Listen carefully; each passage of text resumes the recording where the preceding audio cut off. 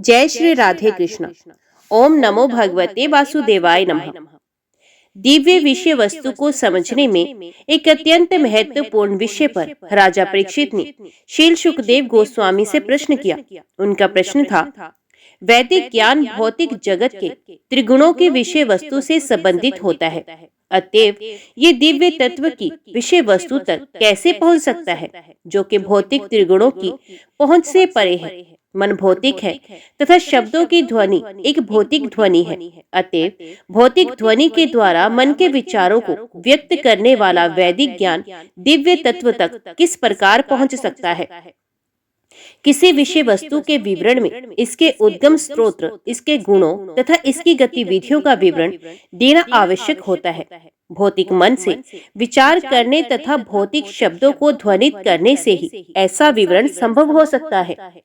यद्यपि भ्रम अथवा परम सत्य भौतिक गुणों से परे है, किंतु हमारी वाक् शक्ति भौतिक गुणों से परे नहीं जाती, अतएव आपके शब्दों द्वारा बाहरी अथवा परम सत्य का विवरण किस प्रकार संभव है, ये मेरी समझ में नहीं आता कि भौतिक ध्वनि की ऐसी अभिव्यक्तियों से भ्रम को कैसे समझा जा सकता है। राजा परीक्षित के इस प्रकार प्रश्न करने का प्रयोजन शील सुखदेव गोस्वामी द्वारा इस तथ्य की पुष्टि कराना था कि वेद अंततः परम सत्य का किस प्रकार वर्णन करते हैं। वे ये पुष्टि करना चाहते थे कि अंततः वेद परम सत्य को साकार बताते हैं अथवा निराकार। परम सत्य को समझने की प्रगति तीन रूपों में होती है, निराकार, ब्रह्म, प्रत्येक प्राणी के हृदय में स्थित परमात्मा तथा अंत में भगवान श्री कृष्ण। वेद हमें कर्मों के तीन विभागों के विषय में बताते हैं। एक को कर्मकांड कहा जाता है अथवा वैदिक निर्देशों के अंतर्गत किया गया क्रम, जो शनै शनै व्यक्ति को शुद्ध करके उसे अपना वास्तविक पद समझने के योग्य बनाता है। दूसरा ज्ञान कांड है, ये परम सत्य को मीमांसात्मक रीति से समझने की प्रक्रिया है। तीसरा उपासना कांड अथवा श्री भगवान तथा कभी कभी देवताओं की भी उपासना करता है। श्री भगवान के साथ देवताओं के संबंध को समझते हुए वेदों में देवताओं की उपासना का आदेश दिया गया है। श्री भगवान के अनेक अंश हैं, कुछ को स्वांश अथवा उनका व्यक्तिगत विस्तार कहा गया है। उनके कुछ अंगों को विविनाश कहा जाता है। स्वांश विस्तारों को विष्णु तत्व कहा जाता है, जबकि विविनाश को इंद्रिय तृप्ति हेतु भौतिक जगत की गतिविधियों में रखा जाता है। अतएव जैसा कि श्रीमद् भागवत गीता में कहा गया है, जो व्यक्ति विभिन्न प्रकार की इंद्रिय तृप्ति में अत्यधिक लिप्त हो जाते हैं, उनको नियमित करने के लिए कभी कभी देव उपासना का परामर्श दिया जाता है। उदाहरण के लिए जिन व्यक्तियों को मांस भक्षण का व्यसन है, उनके लिए वेदों का आदेश है कि काली पूजा के उपरांत तथा कर्मकांड के नियमों के अंतर्गत एक बकरे की अन्य किसी पशु की नहीं बलि देने पर उपासक को मांस खाने की अनुमति दी जा सकती है।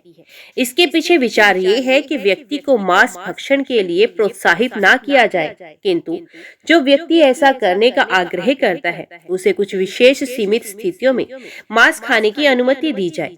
अतएव देवताओं की उपासना परम सत्य की उपासना नहीं है, किंतु देवताओं की उपासना करने से व्यक्ति शनै शनै अप्रत्यक्ष रूप से श्री भगवान को भी स्वीकार करने लगता है। अप्रत्यक्ष स्वीकृति को श्रीमद् भागवत गीता में अविधि कहा गया है। अविधि का अर्थ है अप्रमाणिक। देवताओं की उपासना प्रमाणिक नहीं है, अतएव निराकारवादी जन परम सत्य के निराकार रूप पर ध्यान एकाग्र करने पर बल देते हैं।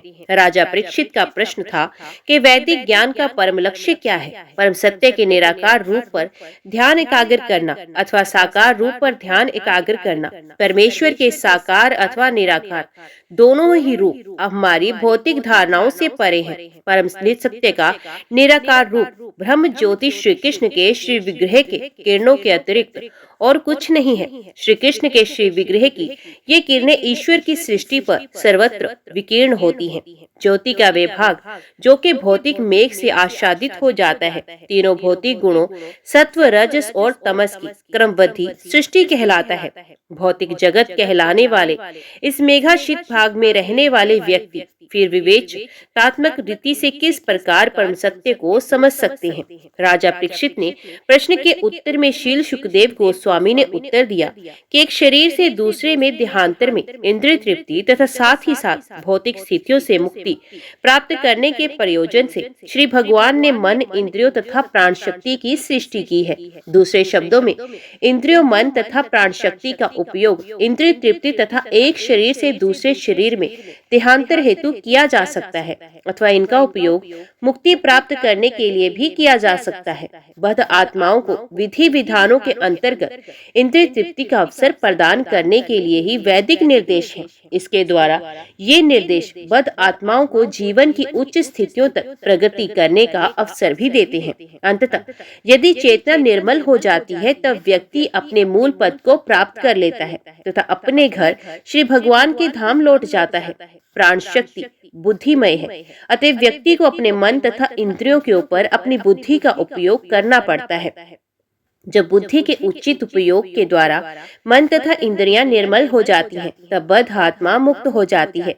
इसके विपरीत यदि मन तथा इंद्रियों पर नियंत्रण रखने के हेतु बुद्धि का उचित उपयोग नहीं किया जाता है, तब केवल इंद्रिय तृप्ति के लिए ही एक प्रकार के शरीर से दूसरे प्रकार के शरीर में बद्ध आत्मा के देहांतर का क्रम चलता रहता है।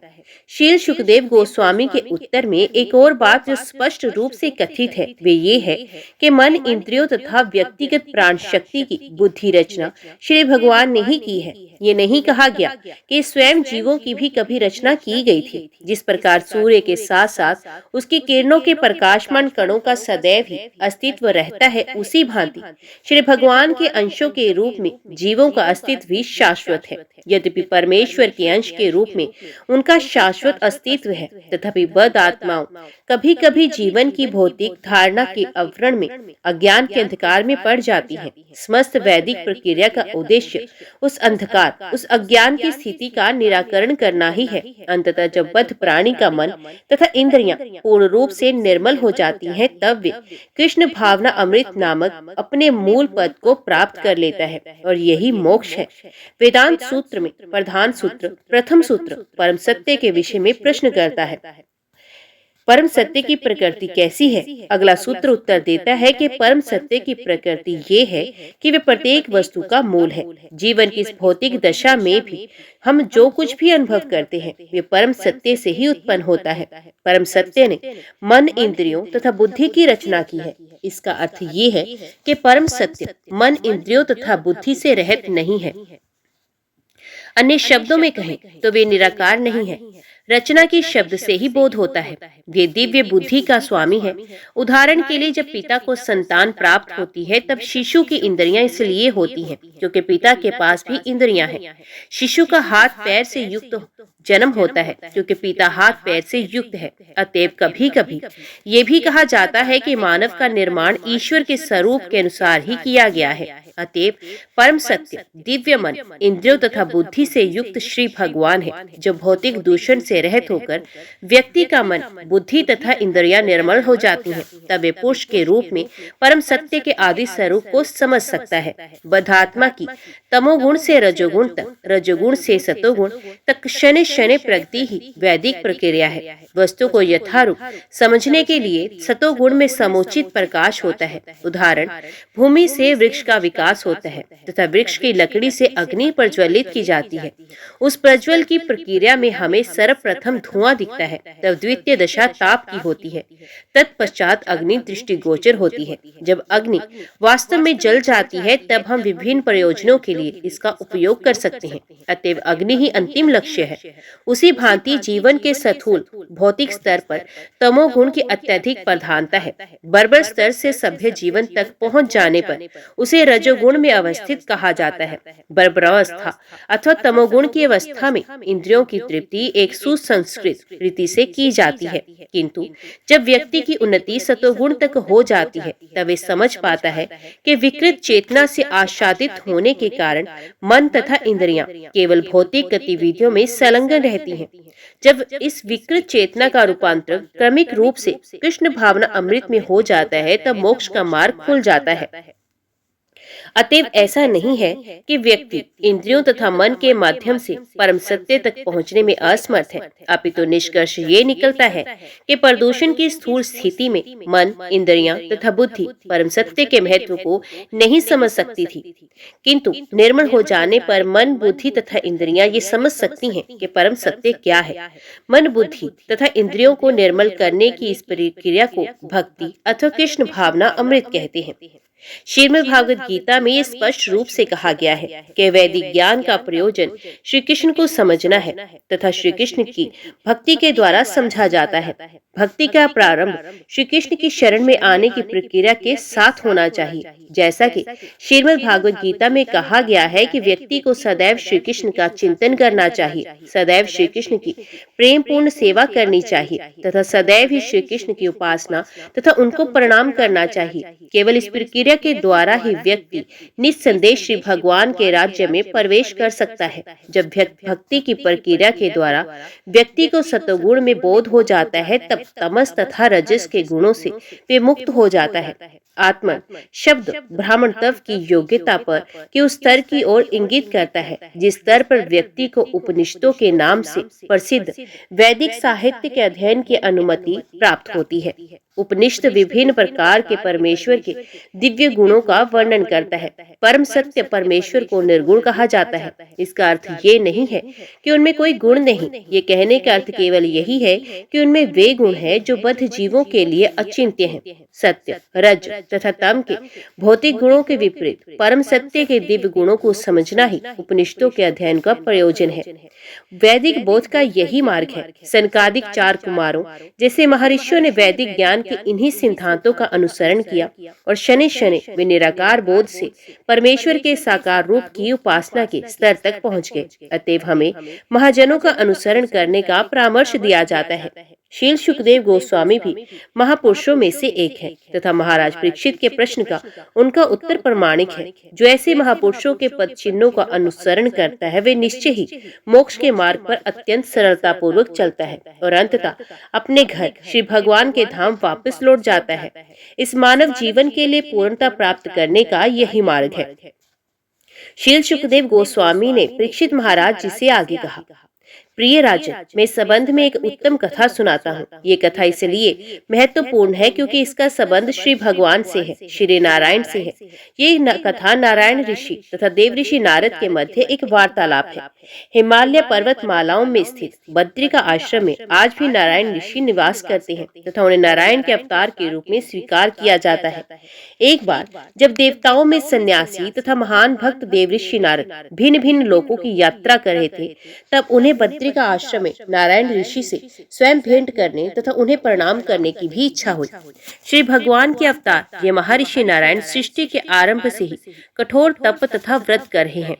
इनके इस प्रकार तपस्या करने का उद्देश्य भारतवर्ष के निवासियों को श्री भगवान के धाम लौटने तथा सर्वोच्च पूर्णता की स्थिति को प्राप्त करने की शिक्षा देना था। उनका व्रत था तप मानवों के लिए आदर्श आचरण है। बद्री का आश्रम हिमालय की पर्वत श्रृंखला से के उत्तरी भाग में स्थित है तथा वे स्थल सदैव हिमाचित रहता है। ग्रीष्म ऋतु में अभी भी धार्मिक प्रवृत्ति के भारतीय वहां की यात्रा करते हैं क्योंकि इस ऋतु में हिमपात अधिक प्रबल नहीं होता। एक बार श्री भगवान के अवतार नारायण ऋषि अनेक भक्तों के मध्य कल्पग्राम नामक ग्राम में बैठे हुए थे। उनके समीप बैठे हुए ऋषिगण साधारण ऋषि नहीं थे। उसी समय देव ऋषि नारद भी वहां प्रकट हुए। नारायण ऋषि को प्रणाम करने के उपरांत नारद जी ने नारायण ऋषि से यही प्रश्न किया जो राजा परीक्षित ने शील सुखदेव गोस्वामी से पूछा था। तब नारायण ऋषि ने भी अपने पूर्वगामियों के चरण चिन्हों का अनुसरण करते हुए उत्तर दिया। उन्होंने एक कथा सुनाई कि किस प्रकार जनलोक नामक लोक में इसी प्रश्न का विचार विमर्श हुआ। जनलोक स्वर्गलोक के ग्रहों जैसे चंद्र, शुक्र आदि से ऊपर है। इस लोक में महर्षि तथा संत जन निवास करते हैं तथा वे भी ब्रह्म तथा उनके वास्तविक स्वरूप को समझने संबंधी इसी बिंदु पर विचार विमर्श कर रहे थे। महर्षि नारायण ने कथन प्रारंभ किया, प्रिय नारद, मैं तुम्हें एक ऐसी कथा बताऊंगा जो दीर्घकाल पूर्व घटित हुई थी। स्वर्गलोक के निवासियों के एक विशाल सभा थी जिसमें लगभग सभी महत्वपूर्ण ब्रह्मचारियों जैसे सनक, सनंदन, सनातन तथा सनंद सनंत कुमार चारों कुमारों ने भाग लिया। उन्होंने परम सत्य ब्रह्म को समझने की विषय वस्तु पर विचार विमर्श किया। तुम उस सभा में उपस्थित नहीं थे, क्योंकि तुम श्वेत द्वीप पर निवास करने वाले मेरे अंश अनिरुद्ध के दर्शनार्थ गए हुए थे। इस सभा में समस्त महर्षियों तथा ब्रह्मचारियों ने उस बिंदु पर विशद विचार विमर्श किया जिसके विषय में तुमने मुझसे प्रश्न किया है। ये विचार विमर्श अत्यंत रोचक और इतना सुंदर था कि वेद भी इसमें उठाए हुए गूढ़ प्रश्नों का उत्तर देने में असमर्थ थे। नारायण ऋषि ने नारद जी को बताया कि उनके द्वारा उठाए गए प्रश्न पर ही जनलोक की सभा में विचार विमर्श किया गया था। परंपरा के माध्यम से अथवा गुरु परंपरा से समझने का यही मार्ग है। महाराज परीक्षित को शील सुखदेव गोस्वामी के समीप भेजा गया था। शील सुखदेव गोस्वामी ने ये विषय नारद जी से पूछा, जिन्होंने इस प्रश्न का नारायण ऋषि के समक्ष रखा था। नारायण ऋषि ने इस विषय को जनलोक में उच्चतर विशेषज्ञों के समक्ष प्रस्तुत किया, जहाँ महान कुमारों सनक, सनंदन, सनातन तथा सनंत कुमार के मध्य इस विषय पर विचार विमर्श हुआ। ये चारों ब्रह्मचारी वेदों तथा शस्त्रों के माने हुए पंडित हैं। उनके अनंत ज्ञान के भंडार तथा उनके व्रत तथा तप का प्रदर्शन कर उनके उत्कृष्ट तथा आदर्श चरित्र के द्वारा होता है। वे व्यवहार में अत्यंत सौजन्यपूर्ण है तथा उनके लिए मित्रों, शुभेच्छुओं तथा शत्रुओं में कोई अंतर नहीं। उदासीन पद पर स्थित होने के कारण कुमारों जैसी विभूतियां समस्त भौतिक विचारों से ऊपर होती हैं। वे भौतिक द्वैत के संबंध में सदैव ही तटस्थ रहते हैं। चारों भाइयों के मध्य हुए विचार विमर्श में सनंदन का चयन वक्ता के रूप में किया गया तथा अन्य भाई उनके वचनों का श्रवण करने हेतु श्रोता बन गए। सनंद जी ने कहा, समस्त सृष्टि प्रलय के पश्चात अपने बीज रूप में गर्भोत्कर्षायी विष्णु के विग्रह में प्रवेश कर जाती है। उस समय श्री भगवान अत्यंत दीर्घकाल तक निद्रा मगन रहते हैं। जब पुनः सृष्टि की आवश्यकता होती है तब मूर्तिमान वेद श्री भगवान की चारों ओर एकत्रित होकर उनका यशगान करना प्रारंभ करते हैं। वे श्री भगवान की अद्भुत दिव्य लीलाओं का वर्णन करते हैं।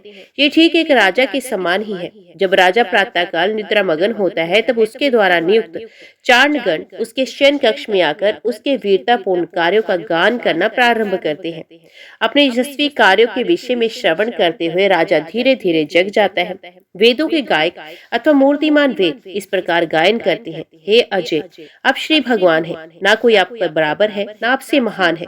अपने कार्य में आपसे अधिक यशस्वी और कोई नहीं हो सकता। आप यशस्वी हो, आप यशस्वी हो।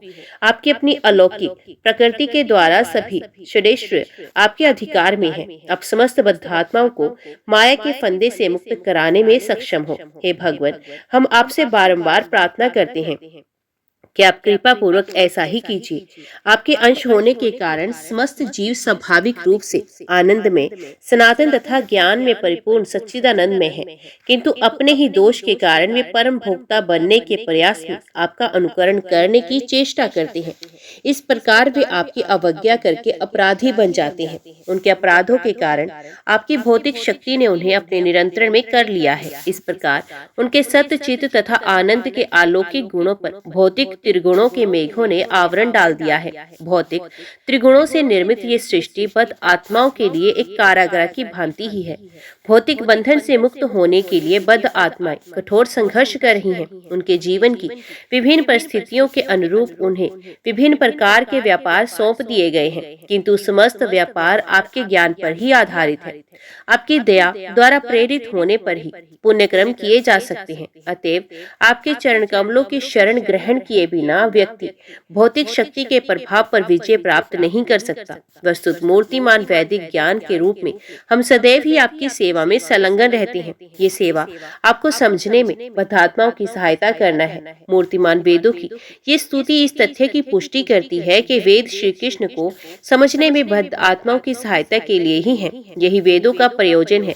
समस्त श्रुतियां अथवा मूर्तिमान वेदों ने बारंबार जय जय का गान करते हुए श्री भगवान की स्तुति की। इससे संकेत मिलता है कि श्री भगवान के यशों के लिए उनकी स्तुति की जाती है। उनके समस्त यशों में सर्वाधिक महत्वपूर्ण माया के बंधन से बद्ध आत्माओं को छुड़ाने की उनकी अहेतु की दया ही है। विभिन्न प्रकार की योनियों में असंख्य जीव हैं, जिनमें से कुछ चल हैं तथा कुछ अचल। इन जीवों का ये बद्ध जीवन श्री भगवान से अपने सनातन संबंध के विस्मरण के कारण ही है। जब श्री कृष्ण का अनुकरण करते हुए जीव भौतिक शक्ति पर प्रभुता प्राप्त करना चाहता है, तब तत्काल ही भौतिक शक्ति उसे बंदी बना लेती है तथा उसे विभिन्न प्रकार की 84 लाख योनियों में से अपने इच्छा अनुसार चुनाव करने को कहती है। यद्यपि वे भौतिक अस्तित्व के त्रिगुणों को सहन नहीं कर रहा होता, तथापि मायाबद्ध जीव झूठ मूठ स्वयं को समस्त दृश्य जगत का स्वामी समझने लगता है। जीवात्मा भौतिक त्रिगुणों का प्रतिनिधित्व करने वाले भौतिक गुणों के प्रभाव में इतना जकड़ा हुआ रहता है कि वे उस पर विजय नहीं प्राप्त कर सकता जब तक परमात्मा का अनुग्रह उसे प्राप्त ना हो। किंतु भौतिक प्रकृति परमेश्वर के नियंत्रण के अधीन कार्य कर रही है, अतएव श्री भगवान इसके अधिकार क्षेत्र से परे है। श्री भगवान को छोड़कर ब्रह्मा से लेकर एक चींटी तक समस्त जीव भौतिक प्रकृति के संपर्क से विजित हो जाते हैं। धन, बल, यश, सौंदर्य, ज्ञान तथा वैराग्य के श्रेष्ठों के पूर्ण रूप से स्वामी होने के कारण केवल श्री भगवान ही भौतिक प्रकृति के प्रभाव से परे हैं। जब तक जीव कृष्ण भावना अमृत स्थित नहीं होता, वे श्री भगवान के समीप नहीं जा सकता। फिर भी अपनी सर्वज्ञता के द्वारा श्री भगवान परमात्मा के रूप में अंदर से आदेश दे सकते हैं। श्रीमद् भागवत गीता में श्री भगवान परामर्श देते हैं, तुम जो कुछ भी करो मेरे निमित्त करो। तुम जो भी भोजन करो प्रथम उसे मुझे अर्पित करो। जो भी दान दो प्रथम मुझको दो। तुम जो भी व्रत या तप संपादित करना चाहो उसे मेरे निमित्त करो। इस प्रकार कर्मियों को धीरे धीरे कृष्ण भावना अमृत का विकास करने का निर्देश दिया गया है। इसी के समान दार्शनिकों को श्री कृष्ण ने ब्रह्म तथा माया के मध्य भेद करके शनि शनि अपने समीप आने का निर्देश दिया है।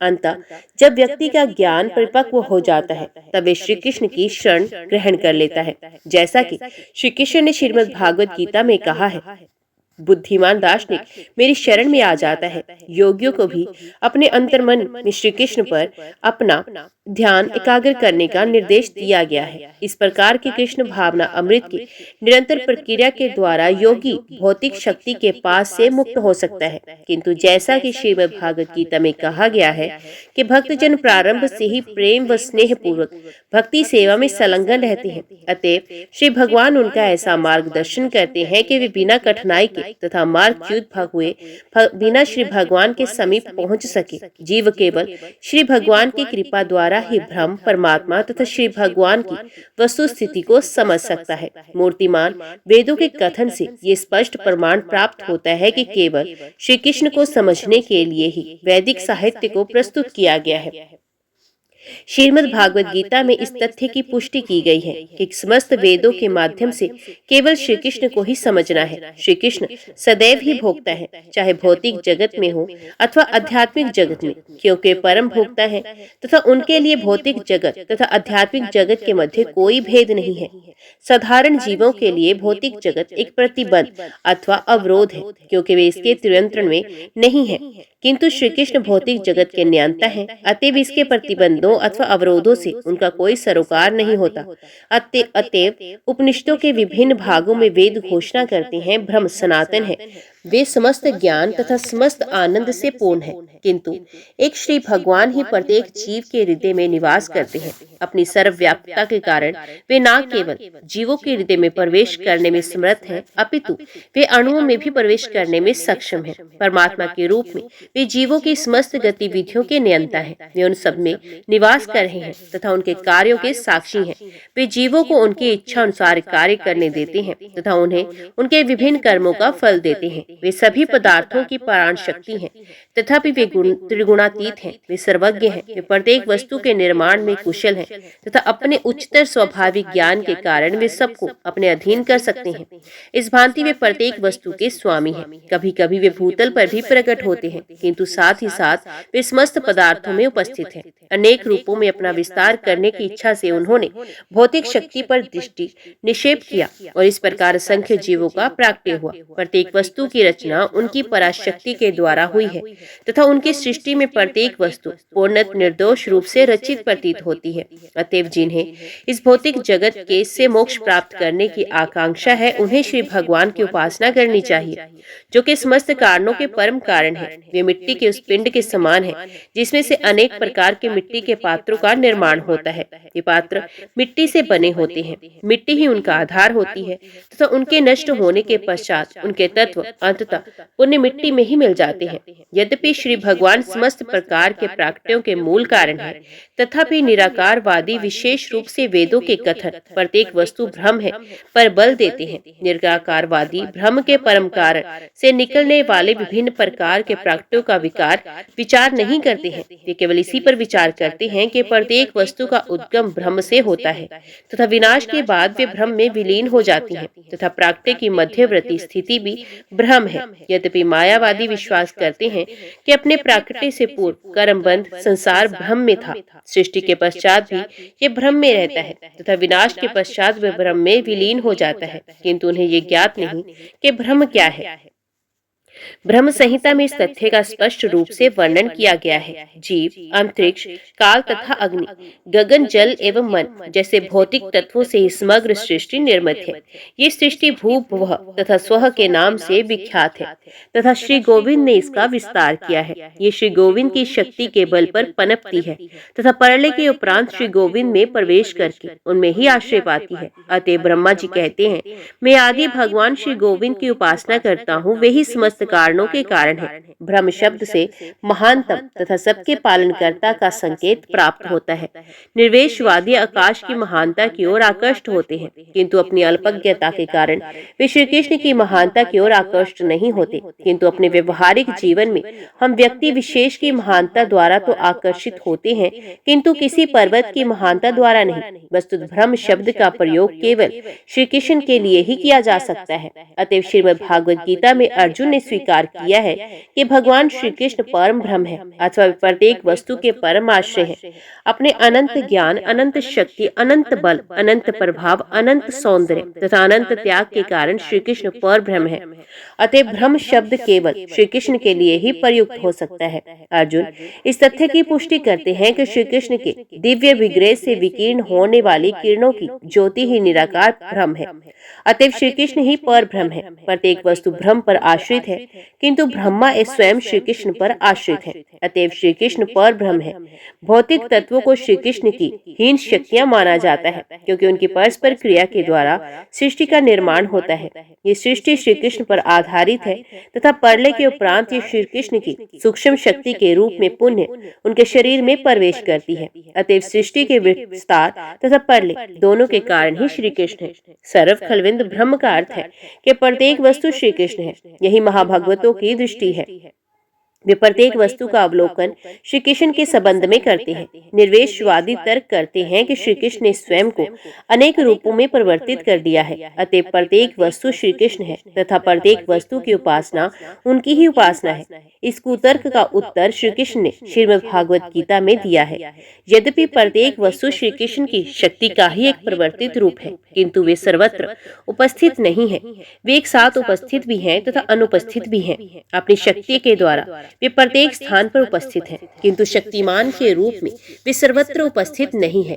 ये एक साथ होने वाली उपस्थिति तथा अनुपस्थिति हमारी वर्तमान इंद्रियों के लिए अचिंत्य है, किंतु प्रारंभ में एक स्पष्ट व्याख्या की गई है, जिसमें कहा गया है कि परमेश्वर इतने पूर्ण है कि यद्यपि अनंत शक्तियां तथा उनके रूपांतर श्री कृष्ण से निकल रहे हैं, तथापि श्री कृष्ण के व्यक्तित्व में रंचमात्र भी परिवर्तन नहीं होता है। श्री कृष्ण समस्त कारणों के कारण है। अतः बुद्धिमान व्यक्ति को उनके चरण कमलों की शरण ग्रहण करनी चाहिए। श्री कृष्ण प्रत्येक व्यक्ति को केवल अपनी ही शरण में आने का परामर्श देते हैं तथा वेदों की शिक्षा का मार्ग भी यही है, क्योंकि समस्त कारणों के कारण श्री कृष्ण है। अतः विधि विधानों का पालन करके सभी प्रकार के ऋषि मुनि उनकी उपासना करते हैं।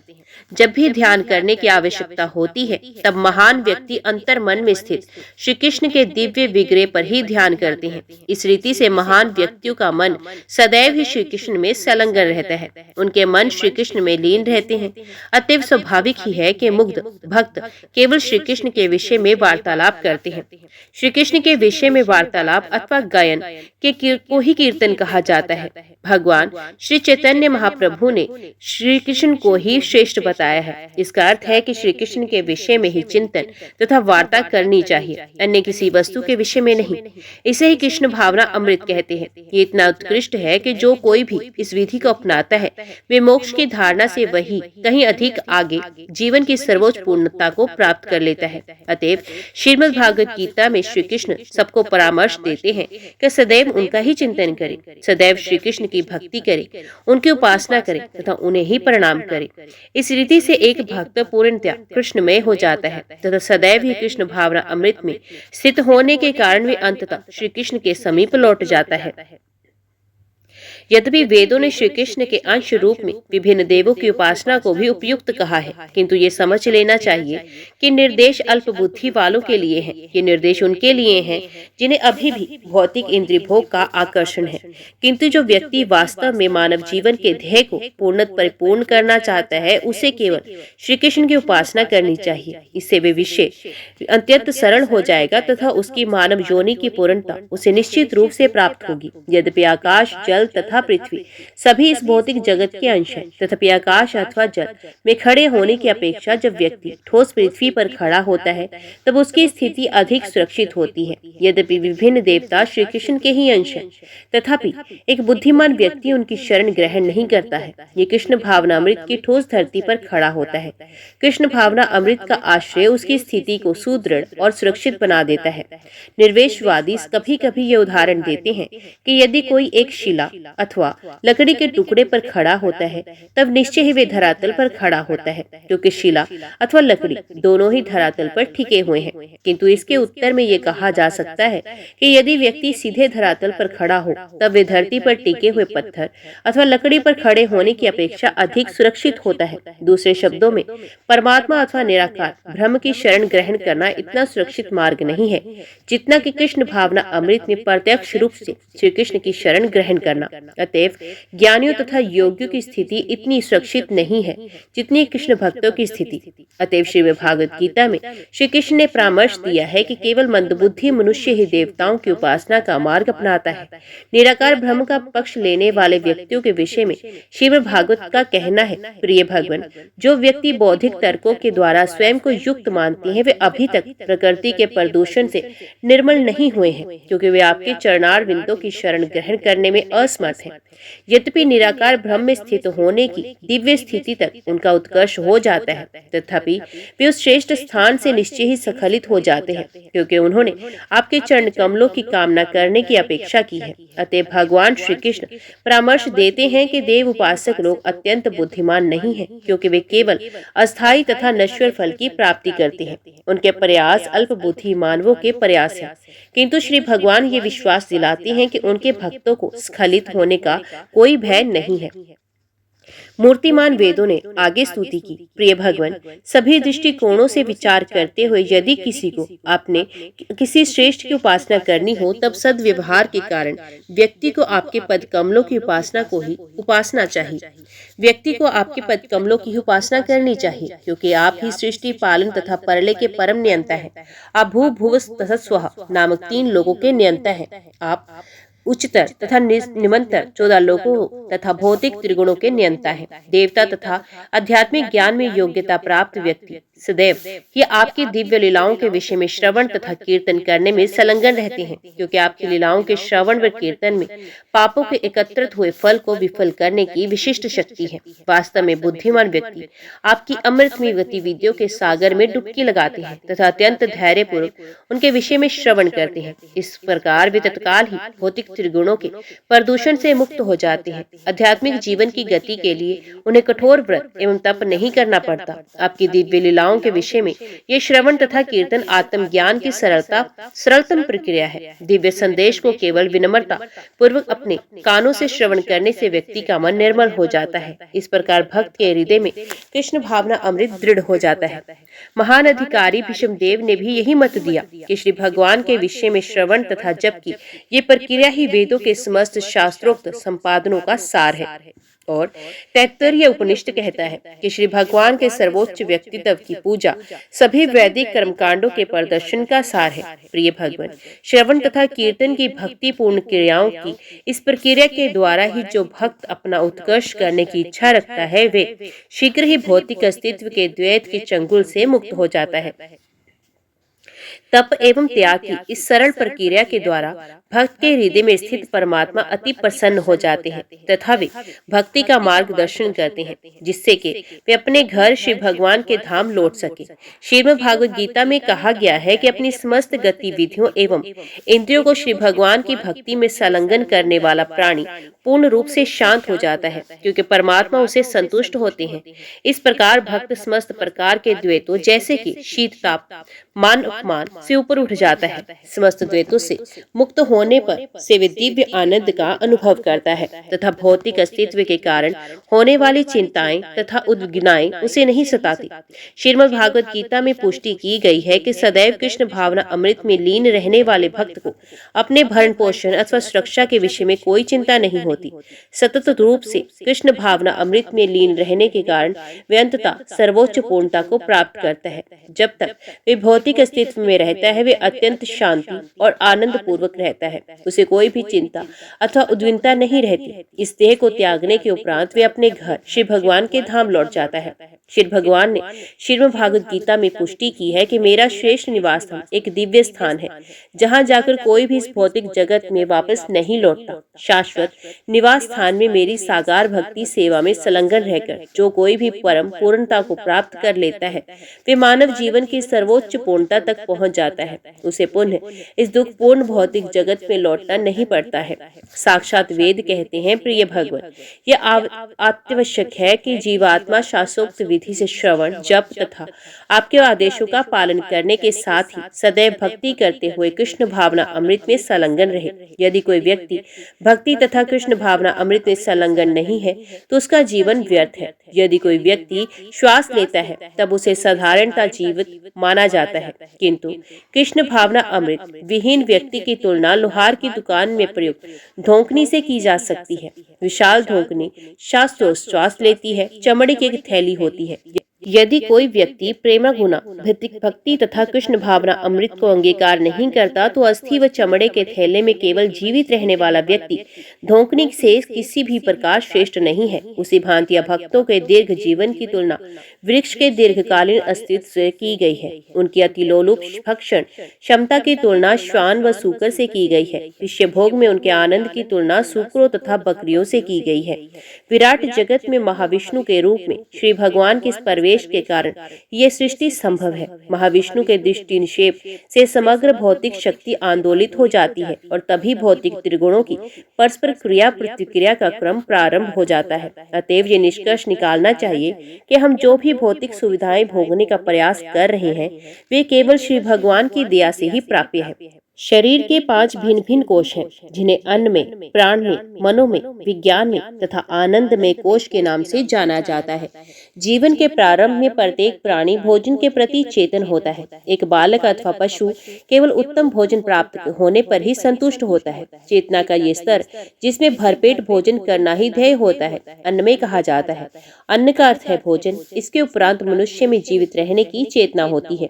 यदि बिना किसी आक्रमण अथवा संहार के व्यक्ति जीवन यापन कर सकता है तब वे स्वयं को सुखी मानता है। इस स्थिति को प्राण में अथवा अपने अस्तित्व की चेतना कहते हैं। इस अवस्था के पश्चात जब व्यक्ति बौद्धिक स्तर पर होता है तब उसकी चेतना को मनोमय कहते हैं। भौतिक सभ्यता मूल रूप से अन्न में, प्राण में तथा मनो में इन 3 अवस्थाओं पर स्थिर है। सभ्य व्यक्तियों की प्रथम चिंता आर्थिक विकास की होती है।